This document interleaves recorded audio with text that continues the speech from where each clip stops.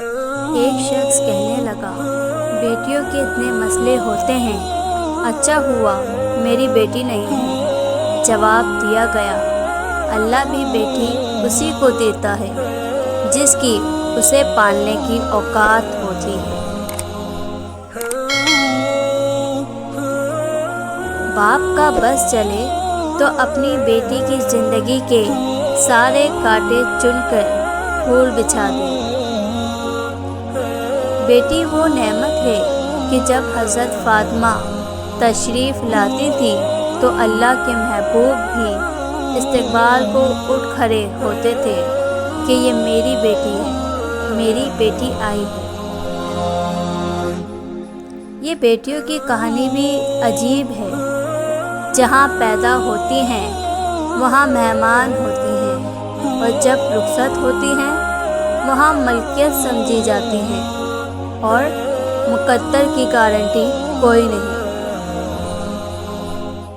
بیٹیاں پھولوں کی طرح ہوتی ہیں، اور یہ پھول آپ کے گھر کی زینت ہے۔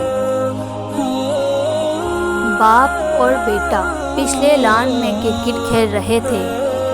والد بیٹے کا دل رکھنے کے لیے جان بوجھ کر ہار رہا تھا۔ بیٹا جیت کی سرشاری میں خوش تھا، نعرے مار رہا تھا، 7 برس کی بیٹی بینچ پر بیٹھی سارا منظر دیکھ رہی تھی۔ وہ ابو کی مسلسل ہار نہ سہ پائی، دوڑ کر آئی، باپ سے لپٹ گئی، رو کر بولی، ابو میرے ساتھ بھی کھیلیے، آپ کو جتوانے کی خاطر میں ہاروں گی۔ بیٹیاں تب بڑی نہیں ہوا کرتی جب وہ سسرال چلی جائیں، وہ تب بڑی ہو جایا کرتی ہیں جب وہ اپنی ماں سے چھوٹے چھوٹے دکھ اور باپ سے چھوٹی چھوٹی ضرورت کا اظہار بند کر دیتی ہیں کہ ان کو تکلیف نہ ہو۔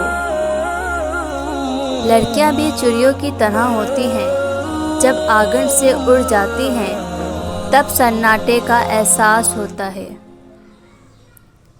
نہیں چاہیے حصہ بھیا، میرا میکا سجائے رکھنا، کچھ نہ دینا مجھے، صرف محبت برقرار رکھنا، بابا کے اس گھر میں میری یاد بسائے رکھنا، بچوں کے ذہنوں میں میرا مان برقرار رکھنا، بیٹی ہوں ہمیشہ اس گھر کی، یہ اعزاز سجائے رکھنا۔